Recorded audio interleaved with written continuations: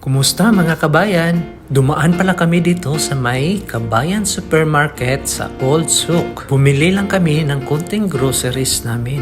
Maganda kasi mag-groceries dito kasi alam nyo, halos mga Pilipinong produkto ang nandito. Pumunta kami dito ng Wednesday kasi alam mo kung Friday, punong-puno ito dahil halos mga kabayan natin dito pumunta at bumili ng kanilang mga groceries. Meron dito mga chicken, chicharon, yung papasakit ng batok natin.